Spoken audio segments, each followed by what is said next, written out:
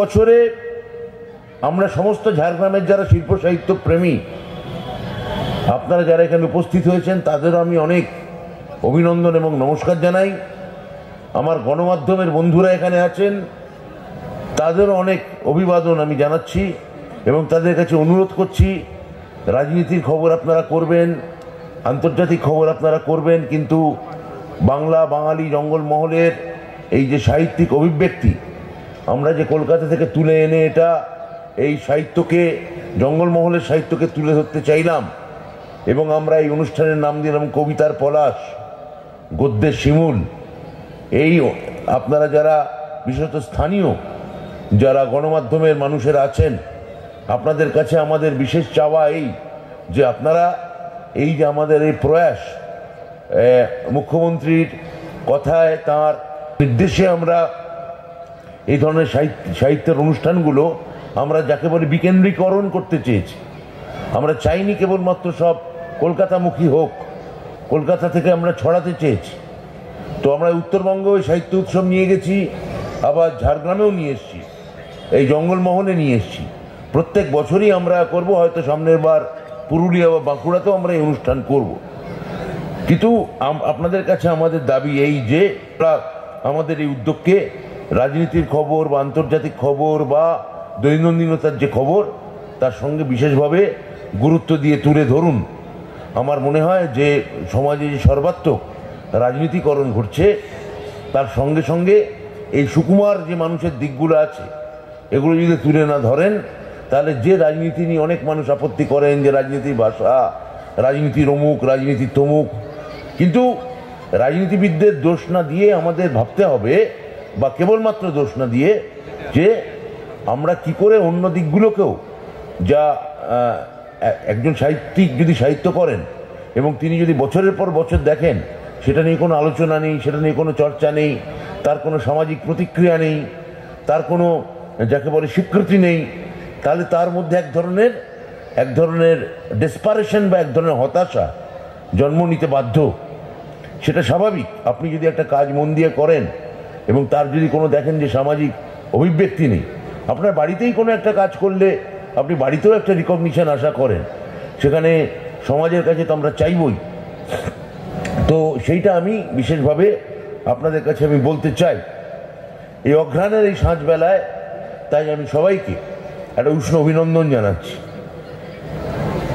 তো আমার মনে হয় যে এই যে মহানগরের পরিচিত চৌহদ্দি ছেড়ে আমরা পশ্চিমবঙ্গের নানা প্রান্তের নানা মানুষের কাছে সাহিত্য এমন একটা মাধ্যম যেখানে কোনো ভেদ নেই, যার কোনো সম্প্রদায় নেই, যার কোনো বর্ণ নেই, যার কোনো ধর্ম নেই, তার একটাই তার পরিচয়, তিনি সাহিত্য করেন, তিনি সাহিত্যিক এবং তিনি তার পাঠকের কাছে পৌঁছতে চান, কেননা একাকী গায়কের নহে তো গান।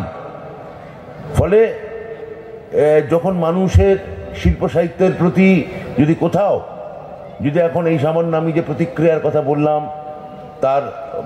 তার যদি অভাব ঘটে বা কোনো একটা অনাস্থা যদি দেখি, তখন জীবনানন্দের কবিতার মতো করে বলতে ইচ্ছে করে, যাদের গভীর আস্থা আছে আজও মানুষের প্রতি, এখনো যাদের কাছে স্বাভাবিক বলে মনে হয়, মহৎ সত্যবারিতি কিংবা শিল্প অথবা সাধনা,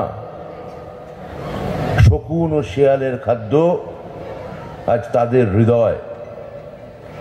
এবার পুরোটাই শকুন বা শেয়ালদের হাতে জীবনানন্দ এটা লিখছেন, মানে জীবনানন্দ এটাকে নাকচ করতে চাইছেন। জীবনানন্দ একই সঙ্গে বাস্তবতাকে তুলে ধরতে চাইছেন এবং একই সঙ্গে এক ধরনের কল্পিত বাস্তবতাকে আহ্বান করছে যে আমি এটা দেখতে চাই না। সেই উদ্দেশ্যেই আমাদের এখানে আসা, যাতে আমরা আপনাদের সঙ্গে মিলতে পারি, আমরা আপনাদের সঙ্গে মিলে এই ঝাড়গ্রামের যত কবি সাহিত্যিক, লিটল ম্যাগাজিন সম্পাদক, প্রকাশক, যারা ছোট ছোট বই লেখেন, তাদের আমরা উৎসাহ দেওয়ার জন্যে, তাদের সঙ্গে মিলিত হওয়ার জন্যে, তাদের আলিঙ্গন করার জন্যে আমরা এখানে এসেছি।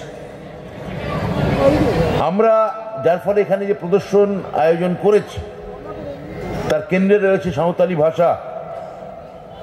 জঙ্গলমহলে নিজের প্রাণের কবি, হৃদয়ের কবি সাধু রামচাঁদ মুর্মু, আজকে আমরা তাকে নিয়ে এখানকার একটি বিরাট প্রদর্শনী আয়োজন করেছি। মহানগর কলকাতা নিয়ে এই সাধু রামচাঁদ মুর্মুর একটা কবিতা আছে, আমি কবিতাটা আপনাদের পড়ে শোনাতে চাই। কলকাতা বাংলার রাজধানী, লোকে কয় গঙ্গার দুই পারে বাজার হাট লোকালয়, দৈর্ঘ্যে প্রস্থ 16 ক্রোশেও হবে নিপাত্তা, শোনায় লীলা এই শহরের জাঁকজমকের কথা। সারি সারি পাড়াগুলো, মসৃণ সব সড়ক, পিচ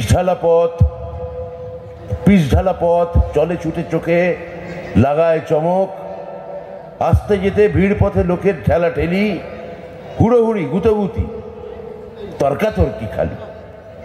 এটা রামচাঁদ মুর্মু কলকাতাকে দেখে, কলকাতা শহরকে দেখে কবি খানিকটা তির্যক সুরে এইটা লিখছেন যে যেখানে হুড়োহুড়ি গুতোগুতি তর্কাতর্কি বিদ্যমান, কিন্তু আমরা এগুলো সরাতে চাই কবি রামচাঁদ মুর্মুর মতোই। আমরা এগুলো সরিয়ে আমরা মিলিত হতে চাই। আমরা যে সমস্ত মানুষ যাদের হৃদয় এখনো শকুন বা শিয়ালের খাদ্য হয়ে যায়নি, সেই সমস্ত মানুষদের উদ্বোধিত করতে চাই। তাদের হৃদয়ের যে দ্বীপ, তার তাপে নিজেদেরও হৃদয় খানিকটা সেঁকে নিতে চাই। সেই জন্য আমরা আজকে এখানে এসেছি। এখানে আমরা গত বছর 243 জন কবি সাহিত্যিক সম্পাদককে আমরা আহ্বান জানাতে পেরেছিলাম। এবারে এখানে আমরা আহ্বান জানাচ্ছি এই ঝাড়গ্রাম জেলায় জঙ্গলমহলের সমস্ত কবি সাহিত্যিকদের, তার সংখ্যা হচ্ছে 490, অর্থাৎ দ্বিগুণ অতিক্রম করে গেছে। গতকাল পর্যন্ত এমনকি আমরা জঙ্গলমহলের এই 5 জেলা অর্থাৎ ঝাড়গ্রাম, পশ্চিম মেদিনীপুর, বীরভূম, বাঁকুড়া, পুরুলিয়া, তাদের কাছ থেকে কবি সাহিত্যিক থেকে ঘন ঘন আমরা ফোন পেয়ে গেছি। আমরা তাদের আগ্রহের কথা জানাচ্ছে, তাদের আকাঙ্ক্ষার কথা জানাচ্ছে, অন্য কিছু নয়। তারা খালি হয়তো একটা কবিতা পড়তে চান কিংবা একটা গল্প পাঠ করতে চান। আমি পশ্চিমবঙ্গ একাডেমির আমাদের যে সচিব, যিনি এখানে এতক্ষণ আপনাদের স্বাগত ভাষণ দিলেন, শ্রী বাসুদেব ঘোষ, তাকে আমি বলেছি যারা যারা ফোন করছেন সবাইকে ডেকে নিন। সবার নাম হয়তো দেরি হয়ে গেছে, ছাপতে পারবো না, ছাপার যান্ত্রিকতার কারণে যেটুকু সময় লাগে সেটা হয়তো আমাদের অধরা থাকবে। তবু তারা আসুন, অংশগ্রহণ করতে দিন। যদি এবছর না পারি, পরের বছর আগে থেকে যোগাযোগ যদি আপনারা করেন বা না করেন, আপনাদের নাম এখানে লিখিয়ে নিয়ে গেলে সামনের বছর আপনাদের ডাকার দায়িত্ব আমাদের। আমরা নিজে থেকে আপনাদের ডাকব, আপনারা খালি আসুন। তো এই যে শুধু বাংলা ভাষার কবি সাহিত্যিক সম্পাদক নয়, আদিবাসী ভাষার কবি সাহিত্যিকরাও এই অনুষ্ঠানে তাদের ভাষার কবিতা নিয়ে, বাংলা ভাষা এবং আদিবাসী যত ভাষা আছে, যে ছোট ছোট যে সাবলিঙ্গুইস্টিক্স যে ভাষাগুলো তৈরি আছে, আমরা সেই কবিদেরও এখানে ডেকেছি। এখানে সৌমেন মুখোপাধ্যায়, পল্লব গোস্বামীদের পাশে দাঁড়িয়ে কবিতা পড়বেন জলেশ্বরী হাঁসদা, কবিতা পড়বেন রামেশ্বর মুর্মু, কবিতা পড়বেন কবীন্দ্র সরেন, হামিদুদ্দিন মিদ্দা, তনুশ্রী ভট্টাচার্য, এদের পাশে দাঁড়িয়ে ছোট গল্প পাঠ করবেন বাপি টুডু। রচিত হবে বাংলা ভাষার বিবিধ যে জনজাতি, এই সাহিত্য কেন্দ্র হোক, এই সাহিত্য মেলা হোক, তার এক মহামিলন মন্ত্র। এই মহামিলনের আঙিনা যে তৈরি হলো, এবং আগামী 2 দিন ঝাড়গ্রাম শহরের এই ঐতিহ্যবাহী মহাবিদ্যালয় প্রাঙ্গণে আমি তাকে প্রণাম জানাই। যার জন্য এটা সম্ভব হলো, যার এই উদার এবং যার বহুধা বিস্তৃত দৃষ্টি, যার জন্যেই এত বড় একটা অনুষ্ঠান এখানে সংগঠিত হতে পারল। আমার মাননীয় মুখ্যমন্ত্রী শ্রীমতী মমতা বন্দ্যোপাধ্যায়, তিনি এখানে নেই, তাকে আমি প্রণাম জানাই। এই কারণে যে শ্রদ্ধা বা যে সম্মান, যে মর্যাদা তিনি জঙ্গলমহলকে সর্বতোভাবে সর্বত অর্থে দিয়েছেন। পশ্চিমবঙ্গে স্বাধীনতার পর কোনো রাজনীতিবিদ, ওই কলকাতামুখী যে রাজনীতির কথা বলছিলাম, যে যা দেখে সাধু রামেশ্বর মুর্মু যে কবিতাটা লিখেছেন, সেই দৃষ্টিভঙ্গির উল্টো রথের চাকা গড়িয়ে দিয়েছেন মমতা বন্দ্যোপাধ্যায়। জঙ্গলমহল আজ নিজের পরিচয়ে সমুজ্জ্বল হয়ে দাঁড়িয়ে আছে। কারুর বাইরের কাউকে তার লাগে না। আর সেই সমুজ্জ্বল আত্মপরিচিতি, এক অনন্য অভিজ্ঞান, এই জঙ্গলমহল সাহিত্য উৎসব। আমি আবার আমার মুখ্যমন্ত্রীর কথা, তাকে গভীরভাবে ধন্যবাদ এবং কৃতজ্ঞতা জানাই। আর যত কবি এখানে আসবেন, যত সাহিত্যিক এখানে আসবেন, যারা তরুণ কম বয়সী ছেলেমেয়েরা এখানে কবিতা পাঠ করবেন, গল্প পাঠ করবেন, সাহিত্য বিষয়ক তর্কাতর্কিতে বা আলোচনায় অংশগ্রহণ করবেন, আমি তাদের অনেক অনেক অভিনন্দন, অভিবাদন। এবং আমি আশা করছি আপনাদের সঙ্গে সামনের বছর আবার এই কবিতার শিমুল, গদ্যের শিমুল, কবিতার পলাশ, এই অনুষ্ঠানে এই পলাশ আর শিমুল যখন ঝরে পড়বে আপনাদের মাথার উপর, তার মধ্যে দাঁড়িয়ে আমাদের দেখা হবে অন্য গানের কোনো ভোরে, অন্য কবিতার কোনো ভোরে, অন্য সাহিত্য বা অন্য গল্পের কোনো পবিত্র সায়াহ্নে। সবাইকে নমস্কার, ধন্যবাদ। গতবার এই অনুষ্ঠানটা মেদিনীপুরে হয়েছিল এবং আমি আমাদের দাদা ওনাকে অনুরোধ করেছিলাম যে ঝাড়গ্রামেও যাতে এই ধরনের অনুষ্ঠান হয়, কারণ এখানে অনেক কবি সাহিত্যিক আছেন যারা বিভিন্নভাবে সমাজের অনেক কিছু তুলে ধরছেন মানুষের সামনে, তারা যাতে একটু সাহস পান। তো আমি বাংলা একাডেমির সমস্ত যারা আধিকারিকরা আছেন এবং দাদাকে অসংখ্য ধন্যবাদ জানাবো যে এই জঙ্গলমহলের মতো জায়গায় ঝাড়গ্রামে এই অনুষ্ঠান করার জন্য।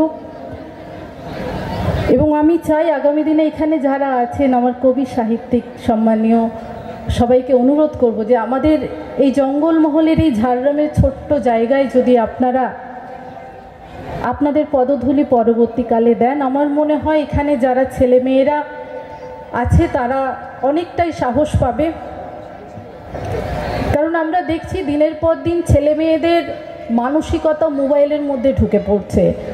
তো সেই জায়গা থেকে যদি ছেলে মেয়েদেরকে না বের করতে পারি, আবার সেই বইয়ের দিকে আমরা না নিয়ে যেতে পারি, ভবিষ্যৎটা অন্ধকারে আচ্ছন্ন হয়ে পড়বে। তাই আমি ছোটোবেলায় খুব ছোট ছোট লিটল ম্যাগাজিন পড়তাম, অনেক গল্পের বই পড়তাম, কিন্তু এখনকার ছেলে মেয়েদের সেই গল্পের বই পড়া কিংবা ম্যাগাজিন পড়ার প্রবণতাটা কমেই গেছে।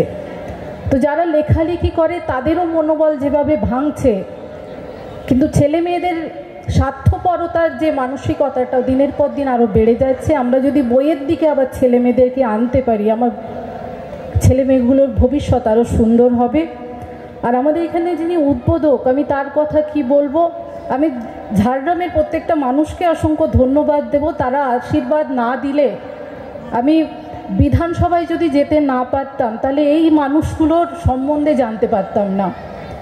আমি ব্রাত্যদাকে দেখেছি যখনই কোনো বিধায়ক কোনো সাবজেক্ট নিয়ে ওনাকে প্রশ্ন করেন কিংবা কোনো সাবজেক্ট নিয়ে আমাদের তর্ক বিতর্ক চলে, সেই সময় উনি দেশ বিদেশের বিভিন্ন গল্প, বিভিন্ন লেখকের গল্প যেভাবে বর্ণনা করে আমাদেরকে বোঝান, আমার মনে হয় খুব কম বিধায়কের মধ্যেই সেই জিনিসটা আমি দেখতে পেয়েছি। তাই অসংখ্য ধন্যবাদ দাদা, আপনি এখানে এসেছেন এবং আমাদের জঙ্গলমহলের শোভাটাকে আরও বাড়িয়ে দিয়েছেন। এবং আরও চাই, আমি একবার নয়, পরের বার আপনি অবশ্যই বললেন পুরুলিয়া হবে, ঝাড়গ্রাম হবে, বাঁকুড়া হবে, কিন্তু আমি চাই বারবার আপনি ঝাড়গ্রামে ফিরে আসুন, কারণ ঝাড়গ্রামে এই ধরনের জিনিসগুলো হলে আমার ছেলে মেয়েরা আরও আগের দিকে এগিয়ে যাবে এবং সাহস পাবো। এবং ঝাড়গ্রাম মানুষের স্বার্থে অবশ্যই আমি বারবার একটু স্বার্থপর হয়ে থাকি, যে আমি চাই দুনিয়ার যা কিছু হোক, সব জায়গায় হোক ভালো, কিন্তু আমার ঝাড়গ্রামে যেন বেশি করে হয়। তো সাহিত্য, এই ধরনের সাহিত্য উৎসব জঙ্গলমহলে ঝাড়গ্রামে আরও বারবার ফিরে আসুক, আরও হোক, আমি সবার কাছে অনুরোধ করব। এবং আমার পক্ষ থেকে আরেকবার সবাইকে, অবশ্যই দাদাকে অসংখ্য ধন্যবাদ জানাবো এবং মঞ্চে যারা আছেন সবাইকে সম্মান জানিয়ে, সামনে যারা বসে আছেন সম্মান জানাচ্ছি এবং ছোটদেরকে ভালোবাসা জানিয়ে আমার বক্তব্য শেষ করছি। নমস্কার।